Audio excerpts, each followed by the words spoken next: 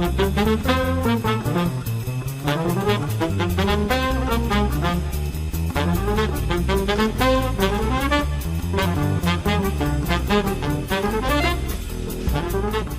welcome to Business Brains and the Bottom Line podcast. My name is Paul Delegro, your host, and my guest today is Frank Perman, the funeral director and owner of Perman Funeral Home in the Pittsburgh area, if I am correct on that one. Welcome to the show, Frank. Appreciate it, Paul. Thank you for having me. Yeah, so I know a few guests out there are going to say, why do you have a funeral director on? Well, I'll tell you, so a couple things. I noticed not only are you a funeral director, you're a stand-up comic too. Yeah, I've been doing that now for about 11 years. Yeah, so I got to believe, I mean, there's not many of you in the country that are both a funeral director. I mean, you're on either end of the spectrum, right? You're like death and comedy, right? You handle them both, right? Well, sometimes in comedy, you do suffer a death up on the stage. So, yeah, no, I hear you. So, well, I'd like to cover the business side of the funeral business, to start out, and we get into the comedy later on. But sure. You're a second generation funeral director, right? I guess your father started this business many moons ago. Many, yes, absolutely. Yeah, he did. 1966. Oh wow! And I know your wife and your mother are still in the business with you. My mom's licensed, so okay. She helps out, and my wife helps in the business office, bills. On the business side of things. On the business end, yeah. So yes, it's a family affair. Yeah, and any chance your kid's going to carry on the tradition, or are you the end of the line? Hard to say. Yeah, I don't know. They're too young. Yeah, no, I hear you. So, well, hey, I guess my first question, and the reason why I'm going to ask this is because my mom passed away about a year ago, and with COVID, a lot of changes had to be made. So, first question, how has COVID affected you both positively and negatively over the last couple of years? Well, COVID changed so many things. And different states handled it differently. Pennsylvania, we were never shut down. You could always have a public viewing. However, we were limited with how many people could be in the building. Sure. So from my standpoint, how we handled it, we just decided what businesses have to limit people in their building anyhow. And literally during a walk, I came up with, well, restaurants take reservations. So that's what we did with our calling hours is we took reservations on a time slot. So say it went from the visitation was 3 to 7. We had a 3 o'clock visitation, 3:15, 3:30, 3:45, 4. And we just did that on every 15 minutes. And then once that many reservations happened, we shut that time slot down. Sure. That actually makes a lot of sense. It was wonderful. The families appreciated it because there was a constant flow. Sure. And there wasn't a break. People who didn't have a reservation were not denied entry. They just, like a restaurant, if you show up at a restaurant that takes reservations, they just say, well, you're going to have to wait. And people understood that. And It worked out beautiful. That's a great idea. I haven't heard that before, but it makes sense, right? Now, are you still doing that now, or are you back to kind of normal? We're back to kind of normal. We're just asking people, whatever you're comfortable with. Are you comfortable with a mask? Are you comfortable unmasked? We're just trying to spread the people out within the building so that they're not mass congregation in a single area. Yeah, and like anything else, every funeral is different, right? You may have 20 people show up to a wake, and you may have 500, right? So, no, absolutely. Depending on the person, you got to handle those types of crowds. So, looking at the business side of it, what has changed from the 60s? I know we've got a funeral parlor that we had in our neighborhood that's buried 3 generations of my family. They were Italian, we were Italian. So, but I know a lot has changed. I remember going two viewings a day, 2 days. Now it's a lot different today. Absolutely. Every once in a while, we still get a 2-day viewing. I remember 3 days in our area, and then the 4th day was the mass. That's torture. And it was 10A to 10P. Really? And if you had a visitation on a Sunday, they were ringing the doorbell after the 7 o'clock mass at 10 after 8. and they were there till 10 o'clock at night. It was crazy. But Yeah. many things have changed. First of all, a lot of companies don't give the hours or days off to go to a funeral like they used to. Depending on the relationship of the person who died to you, you got maybe 1, 2, or 3 days off. Some companies are still a week. It just depends. Right. What we see now is a lot of no public visitation, but there's a memorial service, a mass, or a celebration of life at a later date. We also see some visitation for an hour or two prior to services. Right. We do have like evening hours where people just come in from like maybe 6 to 9 or 6 to 8, just a couple of hours, and then the service next day. People say, well, what's normal? Well, at this point, there is no normal. It's what works for the family. Right. And that's what we try to tell families to do. Just do what works for you. Do you have to get people in from out of town? It just depends. Do you see more people going the cremation route? Is that becoming more and more popular? Well, more and more people are being cremated. A couple of years ago was the first time the more people were cremated in the United States than buried. Really? So, wow. Yeah, it's interesting stat. It's like 55% now are cremated. But the crazy thing is, I can't really get an answer from some people is, why did you choose cremation? Why that route? Was it some of it? Yes, some of it's financial, cemetery plots and vaults and a marker and things like that. It's not gotten to the point where it's a tradition, but it's getting there. And so I'm trying to give people options like, what else do you want to do? Some people think that cremation only means that you cremate them and there's nothing else. But you can still have a visitation. We still take people to church. We can still have services at the funeral home. But cremation's a means of disposition. That's all it is. It's just like a burial or putting somebody in the mausoleum. That's it. So would you have, like in that situation, would you have like a regular funeral with you have a visitation with a viewing of the body and then cremate after the fact? Or how does that, or is it like, okay. Because I was wondering if there's legal things that if you're going to have them cremated, you may have to have it within a certain amount of days maybe, or I guess you can do whatever you want. Well, I try to make it's not a matter of what I want. It does not have anything to do with me. What works for the family, what works for the survivors. That's great. Well, I got to believe that as we get more and more population in the earth and land becomes more and more scarce in the inner cities and all that, I mean, do you see a day where there'll be no burials? Maybe there'll be some laws passed that, hey, you can't, we're not even close to that, but, maybe 100 years from now, what do you think? You can put 1,000 bodies per acre in a cemetery. That's about the average. 10,000 per acre in a mausoleum, and 100,000 if there's cremations. So I don't think we're going to run out of land. And besides that, remember, a cemetery stays green. It's 100% green. Yeah, that's true. That's true. So another thing is religion, secularization, right? I mean, do you see that affecting funerals and what your business at all? Yeah. The secularization of society means that we're not going into church as often, no matter what the denomination is.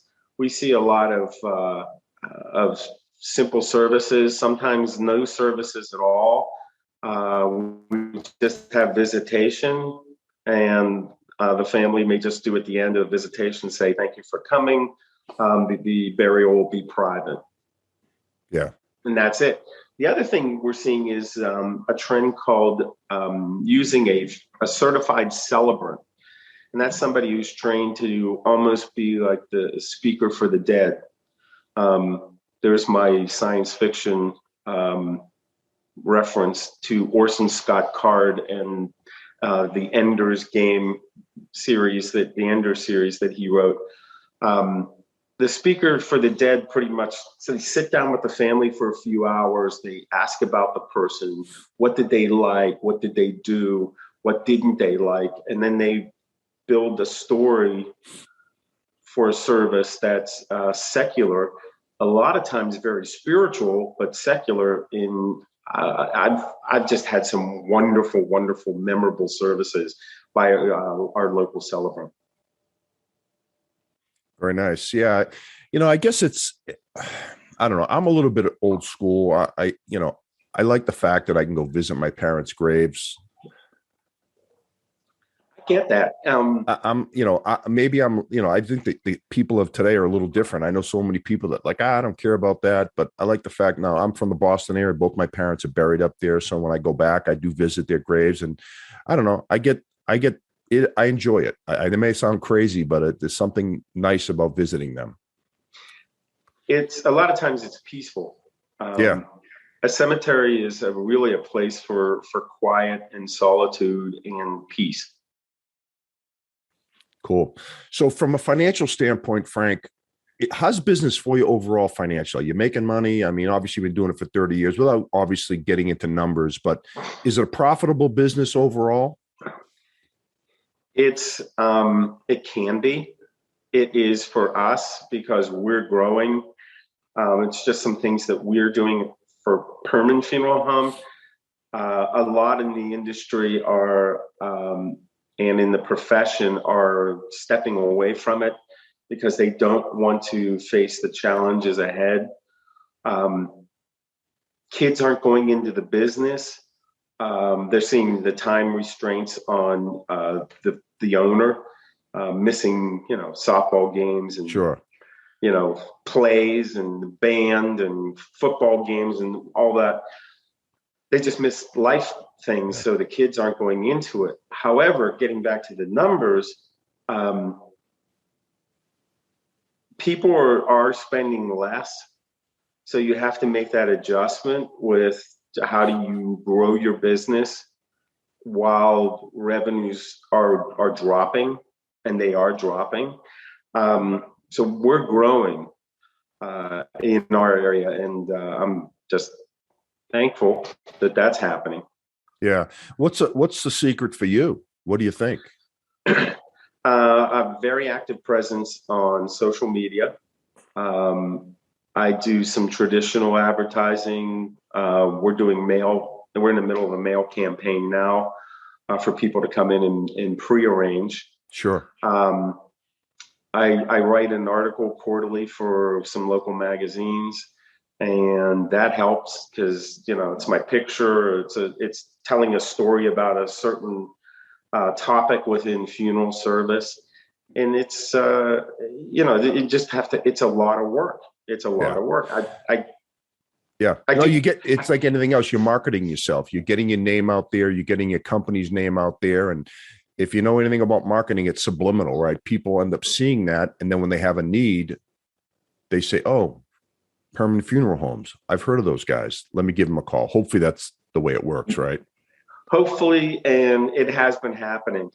I've been very active on Google because Google is somebody died. It's now. I need a funeral home. I'm in San Diego. My mom's in Pittsburgh. Oh, what was the name of that funeral home where grandma was? And they're like, I don't know. So they type in funeral homes, Pittsburgh, PA. And so I work really hard to keep myself on that front page. Sure. Perfect. Yeah, that's Google best practice 101, right? When people do searches, you want to try to get yourself to the top. Yep. Very nice. Well, congratulations. I mean, it sounds like you're doing a great job. I mean, and you got your family involved too. So that's got to be nice to be around your mom. She's still with you, thank God. And your wife, and I'm sure your kids are a little bit around, right? They're around. Absolutely. Yeah. Great. So, well, let's change direction here, Frank. The thing that got me that I thought was funny is you're a stand-up comic. So, well, I hope so. Yeah. I hope that would be funny. Yeah. But you don't find, when I think of funeral directors growing up, I think of all the very serious funeral Hold directors. on. Let me get that face. Yep. There you go. Very nicely done, Frank. Very nicely done. You get that. You've worked at it for 30 years, getting that, the serious mug going on. But when I think of funeral director, I think a very serious, I'd like to thank the family. The family would like to thank you for coming, all that type stuff that you guys do. But you're a comedian too. So when did you start doing it? How did you make that transition? Because this is not something you did overnight. You had to have been a funny guy at some point, right? Well, it's my wife's fault. It always is, Frank. Always blame your wife when that's a default. Well, but the thing is it's true. I do a lot of things in the community just because get myself out there. I don't know who knows me, who doesn't know me. Yeah.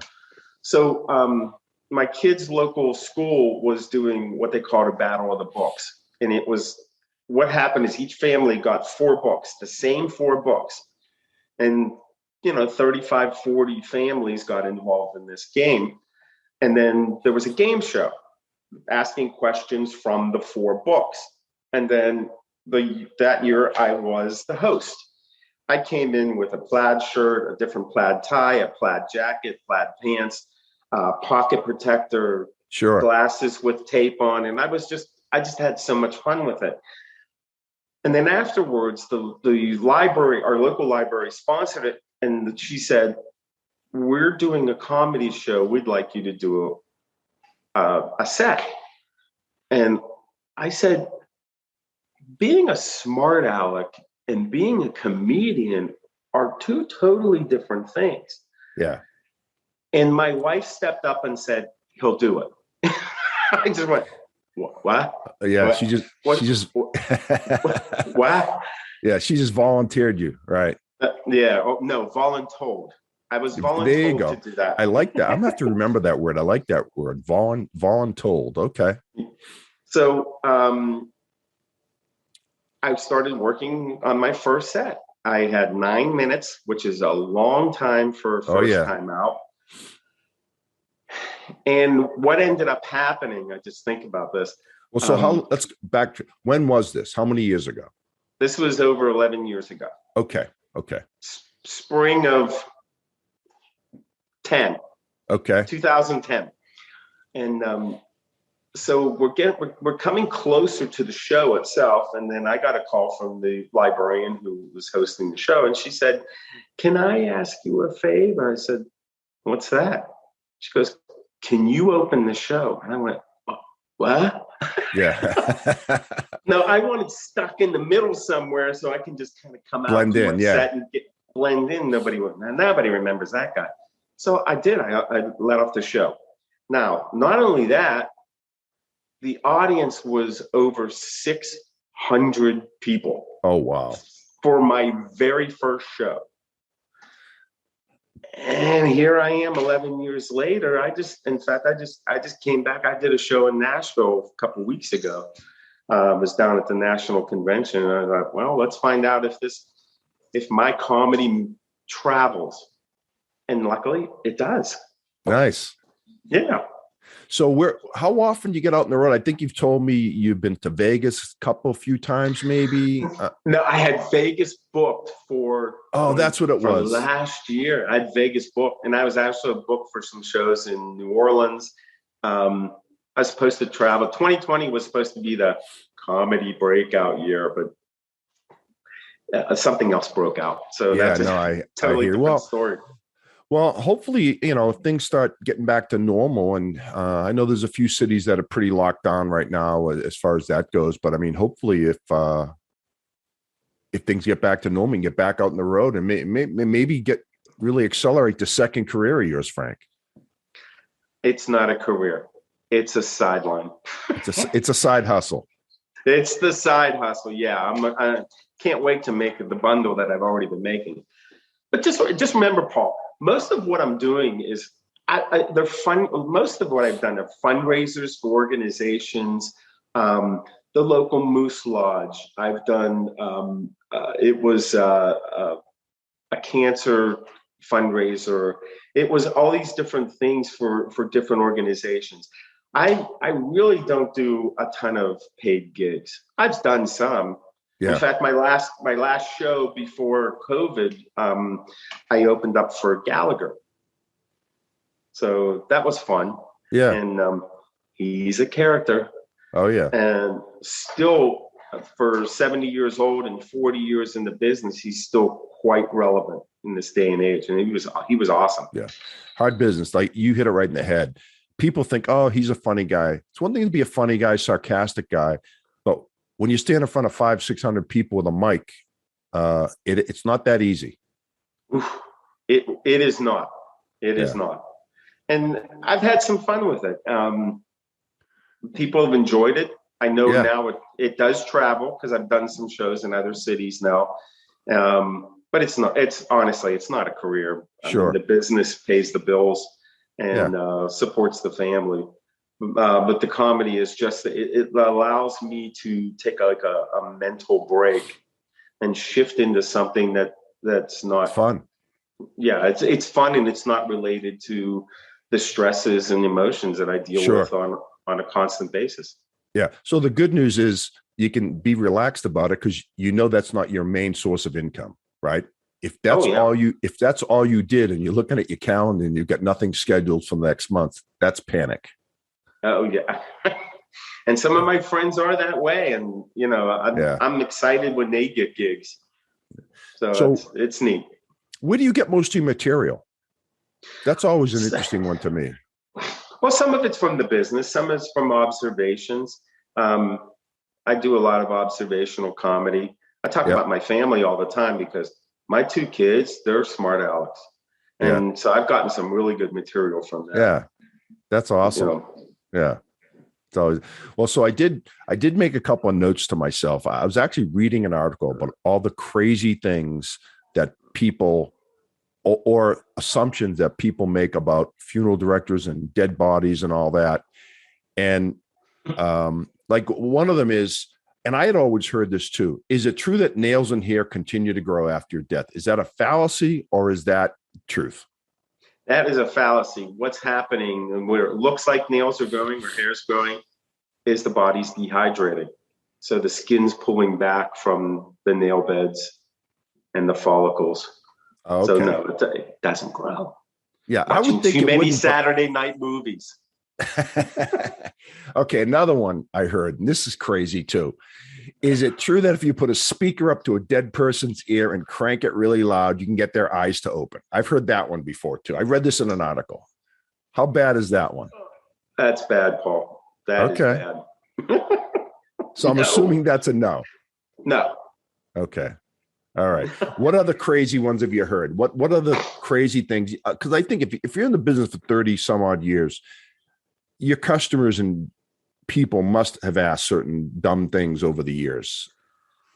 Well, my dad was hosting some students. This was years ago, as a tour of the funeral home, and so the doors to the operating room were open, and this kid looks in and he's looking around, and he goes, "Where are the hooks?"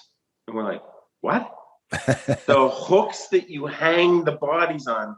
I went, "Oh my gosh, you're watching too many horror movies from the 50s and 60s. No, it doesn't work that way." That's funny. I was like, "What?" We've had family fights and police here, and oh my God, it's life. I mean, you think about death, but death is life. Yeah, it happens. Things happen. Fights breaking out at a funeral parlor. That's a new one. But they weren't Italian, were they, Frank? Because the Italian, I'm Italian, so the Italians tend to be a little an emotional group. But the way they speak with their hands, and it's a lot of emotion. But a lot of times they're not the ones that fight. It's the quiet ones are the scary ones. Really? Yeah, can be. It can be, but but again, it comes down to the funerals reflect life. People have good relationships with the person who died. People have bad relationships with the person that died. I just like to tell people, look, not every death is a loss. The Irish have it down pat. They don't say sorry for your loss. they say sorry for your troubles. And if you think about that, just that little twist on a single word, Yeah. whether the relationship was good or bad, there are troubles. And how you handle those troubles is what makes, getting through the grief or getting through the anger helpful. Yeah. How do you deal with it? Sure. And everyone's different, right? Everyone deals with it different. Hopefully at the end, that person led a good life and you can feel good about it, right? It can be a beautiful thing at times. I know Yes, my absolutely. mother, I think I told you my mother passed away a year ago at 95, and it was a beautiful thing. I mean, she was good right up until the end. And it wasn't, obviously you had your moments, but it's still your mother, but it was a beautiful thing to see her pass and feel good about it. She wasn't an issue for her. That 95, that's a great run. Yeah, That is no, a great run. And you're so lucky to have had her for that many years. That's awesome. yeah, I think so too. So one more item before we go, Frank.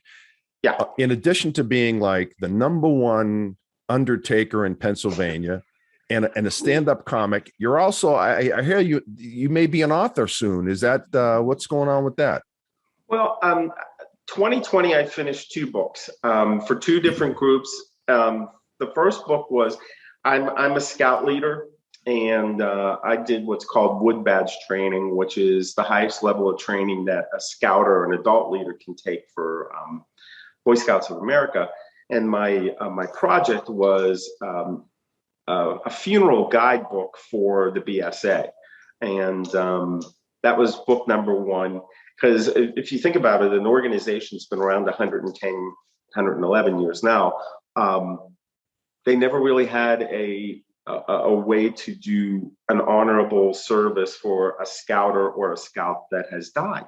So I did that, and that was book number 1. The second book is a planning guide. It's just a guide of what do you need to do? Yeah. What information do you need? What stuff do we need to think about? Are we going to bury? Are we going to cremate? Are we going to be in a cemetery in the ground or a mausoleum space? How do you write a eulogy? Things to think about for the estate. Sure. All these issues, I put them all in a single book. So my planning guide just got dropped last month. So it's free for families that I serve, and their copies are available